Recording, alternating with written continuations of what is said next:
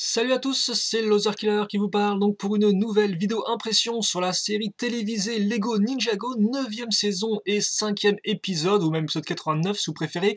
Alors, je tiens déjà à préciser que effectivement, contrairement aux autres fois, je n'ai pas regardé l'épisode en français car en effet il n'est pas encore disponible en replay, donc j'ai préféré le regarder en anglais, ce qui veut dire que des fois, eh bien, j'aurai peut-être pas les mêmes termes que ceux utilisés dans la version française. Et donc justement, au niveau du titre, eh bien, en anglais c'est The Gilded Path qui se traduit par le chemin doré. Donc je pense que il n'y aura pas beaucoup de différence avec la vraie version française, mais en tout cas, voilà, juste pour vous prévenir de ce petit changement. Et donc, je me dépêche de parler. Pourquoi? Parce qu'il y a beaucoup de choses à dire donc dans ce 5e épisode, hein. On arrive à la moitié de la saison et il se passe vraiment beaucoup de choses, aussi bien du côté de Ninjago que du côté du royaume des Oni et des dragons. Et donc justement, on va commencer eh bien par Ninjago, où la dernière fois on s'était quitté eh bien justement sur les fils de Garmadon qui allaient eh bien tendre une embuscade au repère des maîtres élémentaires, hein, bien sûr dirigés par Lloyd. Et donc justement, eh bien, on voit les fils de Garmadon qui arrivent, et d'ailleurs c'est toujours intéressant de noter un peu en fond de nouveaux fils de Garmadon en termes de design, en tout cas il y en a certains dont je me souvenais plus, mais voilà, qu'on n'a pas eu en 7, et donc c'est toujours intéressant de voir un peu le gang dans son entièreté. Et donc au niveau du combat qui va forcément faire rage très rapidement, parce que Daref n'arrive pas à prévenir à temps les ninjas et les maîtres élémentaires, qu'est-ce qu'il y a à retenir? Je pense que principalement la chose à retenir, c'est que déjà, eh bien, forcément Lloyd, lui, veut continuer à se battre, tandis que eh bien, ses alliés veulent le mettre en sécurité, parce que bah, c'est comme c'est le chef de la résistance, c'est lui qui va tous les diriger, donc il vaut mieux mettre en sécurité, mais forcément Lloyd, lui, veut protéger ses amis, quoi. Or, comme l'a dit Mistake, il faut qu'il perdure, qu'il survive, et donc justement, eh bien, il ne peut pas rester ici à se battre et éventuellement se faire attraper, d'autant plus que eh bien, les fils de Gamadon ont ramené tout le monde, hein. Il y a Kilo, il y a Ultraviolet et il aime Harumi, donc avec son masque, donc je me souviens plus de quel masque il s'agit, hein, mais avec sa tenue de pierre et tout, donc autant vous dire que il y a du lourd. Et donc d'ailleurs justement en parlant du combat et de Harumi, à un moment elle se prend un méchant coup de véhicule blindé, c'était assez violent, j'étais assez surpris par ça, mais voilà, elle se le prend violemment, hein, et effectivement le véhicule blindé qu'on voit en cours de construction depuis le second épisode, je crois, et donc là on a enfin le véhicule blindé qui est terminé et qui servira eh bien, à Lloyd, à Nia, à Skylar et aussi à Daref à s'échapper, voilà, laissant les autres maîtres élémentaires aux prises avec les fils de Garmadon. Mais avant justement qu'on parle de la scène de course-poursuite, voilà, juste revenir aussi sur le fait que justement au niveau de Daref, maintenant on apprend que son pouvoir du brin, en fait, lui permet juste d'avoir le pouvoir d'avoir envie d'aller aux toilettes, donc c'est pas très utile, hein, la confirmation dans cet épisode. Et aussi super intéressant, c'est carrément justement il y a Kilo qui demande d'aller capturer Mistake, et un de ses gardes lui dit mais pourquoi faire ça? C'est juste une vieille mamie, et il y a Kilo qui dit non, elle est bien plus que ça. Donc effectivement, première information comme quoi bah, Mistake, on sait déjà qu'elle était un peu mystérieuse et un peu bizarre, mais elle cache peut-être un peu plus de choses. Mais bon, ça, on y reviendra un poil plus tard. Et donc justement, Lloyd décide malgré lui de partir, hein, donc avec ses amis. On peut d'ailleurs aussi noter que Samurai X, ou plutôt Pixel, met un peu de temps quand même à se décider à prendre son armure pour se battre contre les fils de Garmadon, mais elle finit par le faire un peu après. Et la course-poursuite donc prend lieu avec le véhicule blindé d'un côté et de l'autre les fils de Garmadon sur moto. Toujours sympatoche dans une course-poursuite. On en a eu beaucoup effectivement au cours de la saison précédente, mais ça reste plaisant et ça permet de voir un peu la ville défiler, donc c'est plutôt cool. Les fils de Garmadon sont rapidement mis au tapis, mais vient plus important que les fils de Garmadon, Garmadon lui-même. Alors c'est vrai que depuis le début de la saison, Garmadon il est un peu en mode Ragix, hein, il rage dans son coin, dans son trône, genre ah, apportez-moi Lloyd et tout. C'est vrai qu'on ne voit pas vraiment aller à l'action, aller au casse-pipe. On peut supposer aussi que c'est Harumi pour bien se faire voir, qu'il lui dit de pas bouger et qu'elle s'occupera de tout.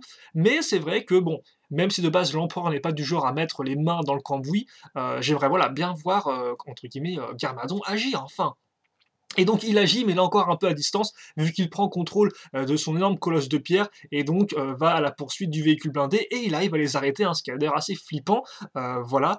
Et aussi, juste à noter, un truc que j'ai zappé, mais que je tiens à préciser, c'est qu'à un moment, il y a Dref qui dit que personne ne le prend au sérieux, en fait, donc c'est assez rigolo, ça, parce que même lui, maintenant, sait que plus personne ne le prend au sérieux, alors c'est rigolo et aussi un peu triste, mais voilà, Dref, on pense à toi, bien évidemment, vu que c'est vrai que Dref, dans cette saison, c'est un peu le pire, avec ces histoires de potions qui donnent envie d'aller aux toilettes et autres. C'est vrai que c'est un peu le pire de tout, quoi. Mais bon, c'est Daref et on aime comme ça. Et donc, ouais, la course-poursuite avec le colosse, hein, qui arrive presque à détruire le véhicule blindé, et c'est assez intéressant parce qu'à un moment justement il y a Lloyd qui dit: «Non papa fais pas ça et tout», et il arrive plus ou moins à déstabiliser Garmadon, donc est-ce qu'ils ont un lien avec la pensée? C'est bizarre. Est-ce que c'est juste Garmadon qui a un moment d'inattention? Je ne sais pas. En tout cas après Garmadon a clairement un moment d'inattention quand, Pixel débarque avec son mecha et donc, bah, en fait, arrive à déconcentrer Garmadon, ce qui fait que le véhicule blindé peut s'échapper. Par contre Pixel elle est, capturée par, Kilo vu que, bah, son mecha s'est écrasé, voilà. On retrouvera ensuite eh bien, nos 4 personnages donc en tenue un peu clandestine, en tenue un peu incognito. D'ailleurs, ça pourrait être intéressant de les avoir en figurine dans ces tenues-là, même si bon, c'est vrai que le combo chapeau plus cheveux de Lloyd, je pense, n'est peut-être pas réalisable en figurine, à moins de faire une nouvelle pièce exprès pour ça. Voilà. Et donc justement, bah voilà, le plan, c'est qu'est-ce qui se passe? Il se passe que les maîtres élémentaires ont tous été capturés dans le QG, ils ont été emmenés visiblement à la prison du Cryptarium, et donc pour l'instant, eh bien, nos 4 ninjas ne peuvent que essayer de survivre, compter sur l'hospitalité des citoyens de Jago City. Et d'ailleurs aussi à noter, c'est vrai qu'à un moment, il voit justement un bulletin d'information qui dit que le raid a bien eu lieu sur le QG de la Résistance, et maintenant la Résistance n'est presque plus. Mais on peut se demander effectivement si la, la chaîne de télévision, justement, excusez-moi, est contrôlée par les fils de Garmadon ou pas, parce que ça m'étonnerait qu'ils laissent libre cours à une chaîne de télévision pour dire ce qu'elle veut, quoi. Donc est-ce qu'elle est payée par le gouvernement? Je ne sais pas. On voit en tout cas les fils de Garmadon en fond sur l'image. Lloyd brûle sa tenue afin de ne plus être vu, idem le véhicule blindé était détruit, et donc notre personnage se demande quoi faire quand un rat arrive, et en fait ce rat ce n'est pas n'importe qui, parce qu'il se transforme en Mistake, et justement, eh bien, qu'est-ce qui se passe? Est-ce qu'elle a un pouvoir de transformation? On ne sait pas trop, vu qu'elle dit qu'elle le fera, elle révélera tout après manger. Or, on les revoit plus l'épisode. Donc ça, c'est fait, voilà.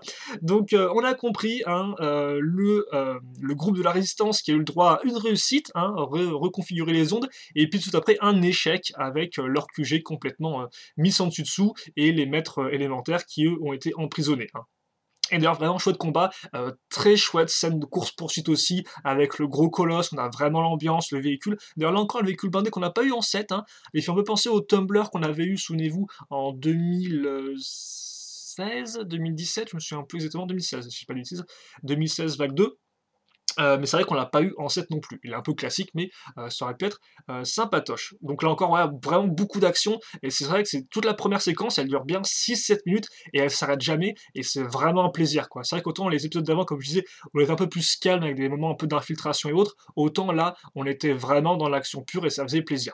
Et ça ne s'arrête pas là, parce qu'en effet, si le côté de Jago City est bien rempli, eh bien il en est de même aussi pour le côté du royaume des dragons et des Oni, avec un premier flashback en effet, un flashback au temps où, eh bien, Wu et Garmadon étaient enfants et ils étaient encore aux côtés de leur père, hein, le premier maître du Spinjitzu, personnage ma foi ultra important, c'est lui qui a créé Ninjago, et donc justement on les retrouve en train de pêcher, et il y a Garmadon qui se plaint de ne rien trouver et tout. Et d'ailleurs, c'est bien parce qu'à un moment, on vous dit: «Ouais, Garmadon, t'as pris tous les vers et tout, il n'y en a plus aucun», et à un moment, Garmadon répond: «Ouais, j'avais faim». Et donc, est-ce que c'est-à-dire que Garmadon a mangé des vers parce qu'il avait faim? Je ne sais pas.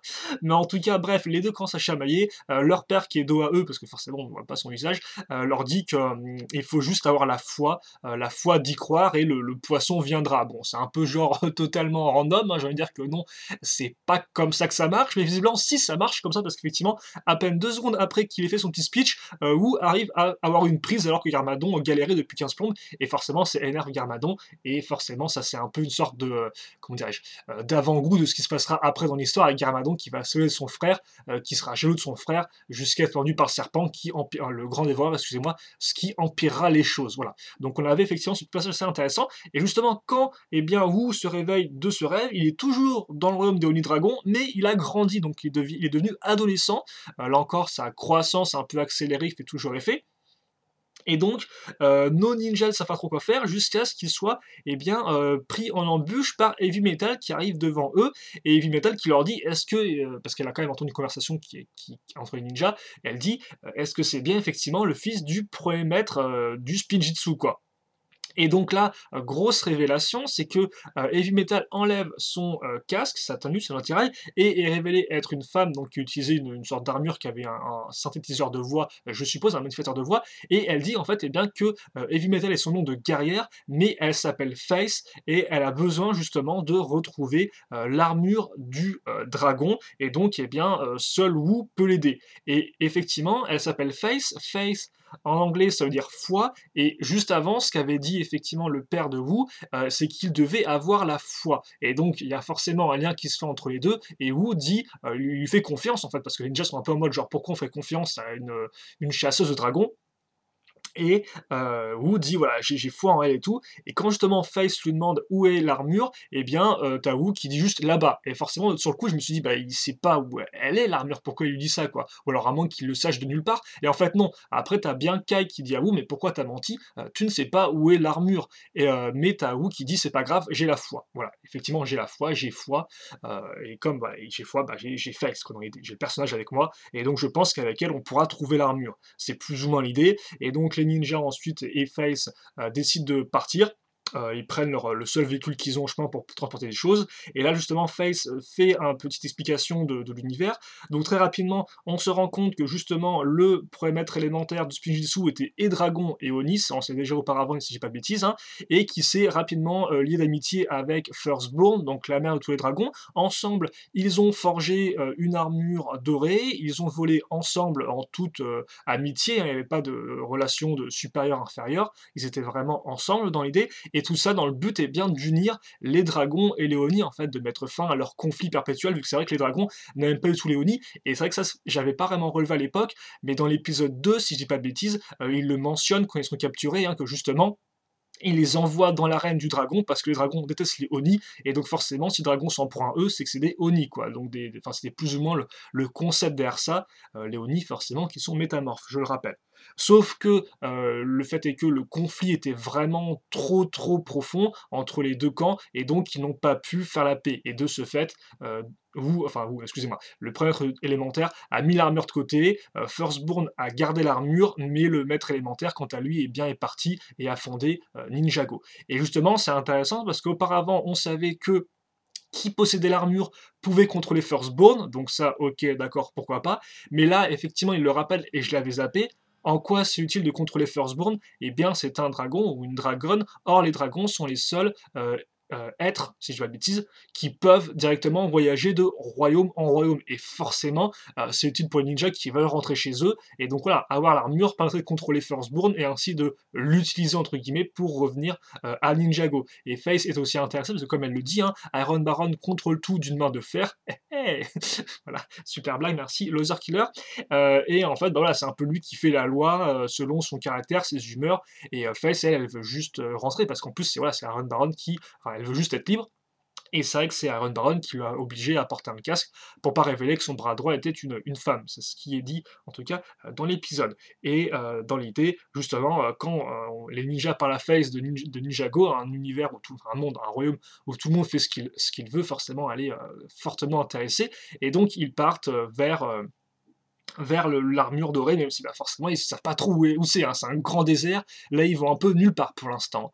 C'est un peu au petit bonheur la chance, et justement, petit bonheur la chance, eh bien il y a Muzzle et Daddy No Legs, si je dis pas de bêtises, c'est son nom, qui retrouvent Heavy Metal.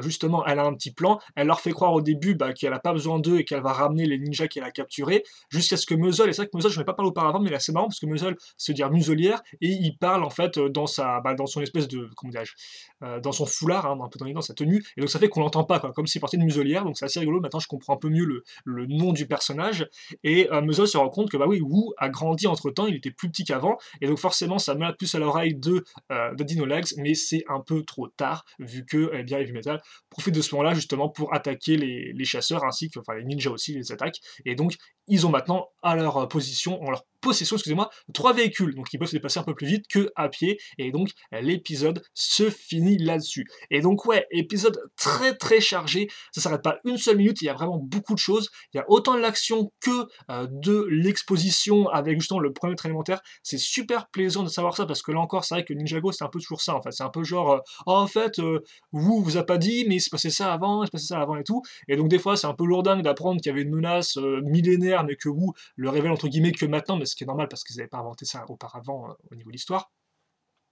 Mais là, ouais, là, effectivement, toute l'histoire avec le premier maître élémentaire, on a vraiment maintenant la relation avec le dragon. Il me semble pas qu'on l'avait auparavant, avec Firstborn, avec l'armure, comment ça fonctionne. Donc maintenant, déjà, voilà, on sait un peu plus où on va. En fait, on était un peu comme les ninjas, quoi. On était un peu perdus comme eux dans le désert, et maintenant, on en sait déjà un peu plus sur la direction à prendre. Où, là encore aussi, c'est vrai, jusqu'à présent, aider avant tout les ninjas à se libérer de leurs pièges, et maintenant, là, il prend encore un peu plus les directives. À l'inverse, Lloyd, là, justement, est vivant, a survécu entre guillemets au raid, mais n'a plus personne à qui donner des directives vraiment dans l'idée, quoi.